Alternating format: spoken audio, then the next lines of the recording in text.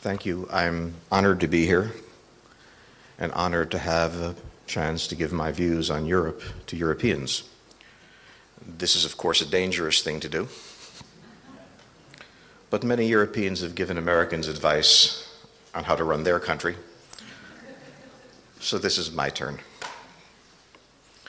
I said that I'm American, but that is not altogether true. I was born in Hungary in 1949. This was a very bad time to be born in Hungary.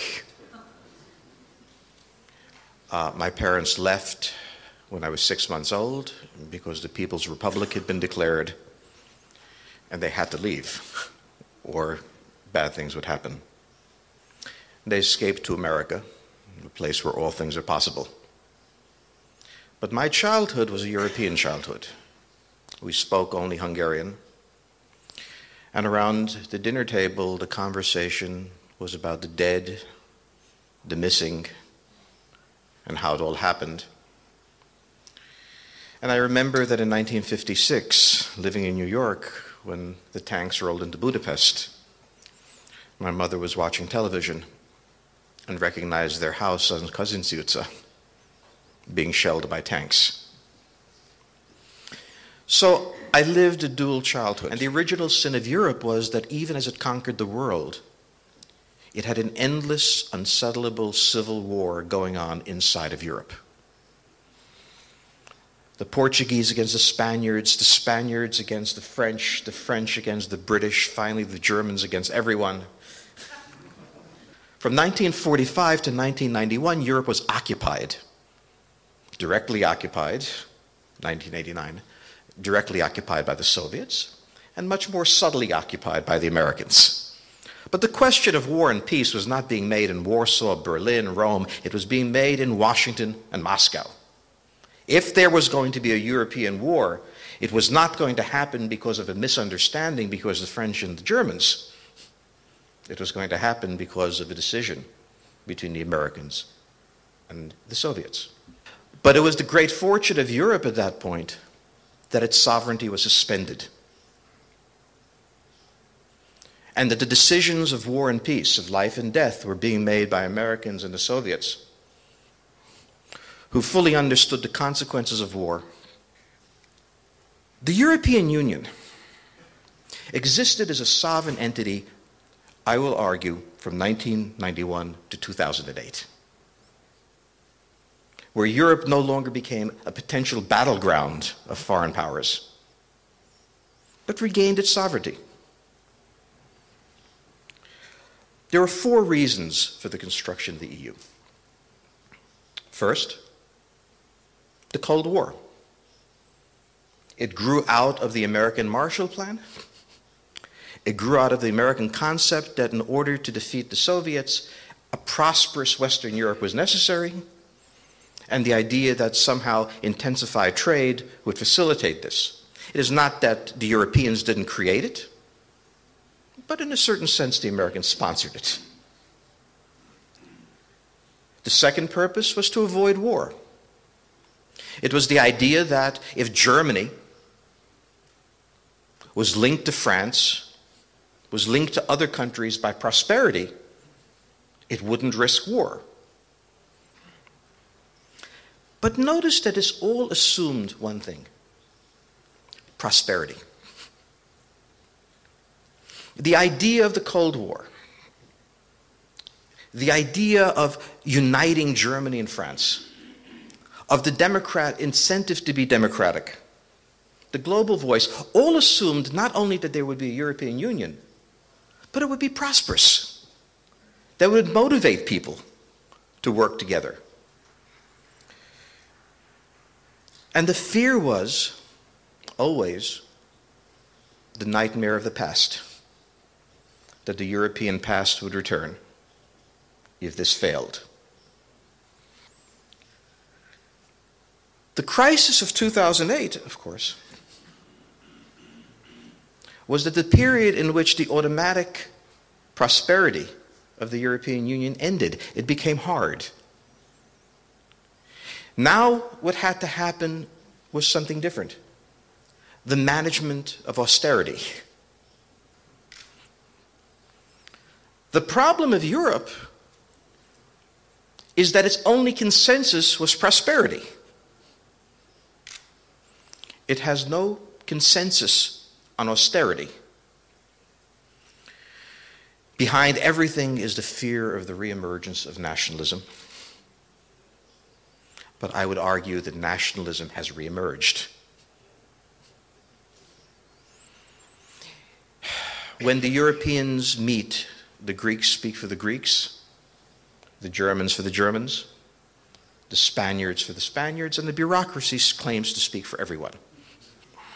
What do we mean when we talk about nationalism? We mean, more than anything else, shared fate. I may be a Hungarian, if I were, and I may not like Hungary, but when the Wehrmacht comes in, I share the fate. I love America, and I like Americans. I love my own, and my fate is shared with them. And what happens to them happens to me, and their fate matters to me. And this is the foundation of community. What does it mean in this context? If I'm a 25-year-old Greek, I am facing a world in which I may not have a job for the next 10, 15 years. I can't buy an apartment. I possibly can't get married. For if you're 25 and you face 15, 20 years of austerity, which one of your hopes will be realized? Which one of your dreams? You understand a generation whose dreams are lost. The life of a Greek today will look very different from the life of a 25-year-old German who does not face that, who does not face an impoverished existence of limited possibilities, lost hopes, no dreams. In what sense are they part of the same community? And what this crisis has done is remind everyone of who they share their fate with. Out of all of this comes the perpetual European problem for the past century and a half, the German question. Ever since 1871, Europe had to face the fact that at the center of Europe was one of the most dynamic economic forces imaginable, but one profoundly insecure geopolitically. Sitting on the North European plain, surrounded in the east and the west by potential enemies, rich, powerful, creative, and quite frightened. The EU tried to take Germany and put it into Europe, and it worked. And now Germany has popped out again. What do I see in the future? I see the nation state. But the question that really rests is, what is the relationship between Germany and Russia? This is an old question and a dangerous one. Germany depends on Russian natural gas. Germany has a place to export technology. The Russians have money. If you can find the bank they hid it in. So there is a relationship, an alternative for Germany. It is the historic alternative. It is one that Germany examined in the 1870s, had to deal with in the 1938-39 period. It is there. And what is also there is Poland. There are two things that I have to say to Poland. Poland has as its major national strategy looking for someone else to take care of it. This is not a national strategy. This is hope. Your latest hope is the EU. An entity that cannot even decide the most fundamental questions of solving this crisis you are looking to protect your national security from. It has no army. How will it protect you? It can't make decisions. Poland must now depend on itself. Why? It's a nation of 38 million. It has a vibrant economy. It has highly intelligent, educated people. And it is rising. I will put a more radical idea forward to you, which I think is fundamental, one that we get from General Pilsudski, the intermarium. The intermarium basically says we are caught between Germany and Russia, and that stinks. We would like to move to Sweden, but we can't. So we must become a very difficult morsel to swallow. And we can't become that ourselves. And he proposed the intermarium, an alliance of nations between the Baltic and the Black Sea. Neither German nor Russian, but self-sufficient, and then able to, in his mind, enter into a relationship with France. Because he knew that France could not come if Poland couldn't survive for 6 weeks, for more than 6 weeks. Enough time to be a morsel. How did Switzerland survive? It was easier not to attack it than to attack it. There are nations in Europe who have survived simply by being too much trouble to fight with. Poland must become too much trouble. But Poland must also have a free trade zone with countries who need Polish exports, need to be aligned with Poland, need to be led by Poland. Slovakia, Hungary, Romania, Bulgaria, even Turkey, are all countries in crisis of various sorts. The interesting thing about Poland is you're not in crisis. When I look at Europe, everyone's in crisis. Poland isn't. There is a moment of leadership here that Poland can undertake in working with the United States to create a stable environment. An alliance with the United States from the Polish point of view consists of what will you give me that I don't have to pay for. That's not an alliance.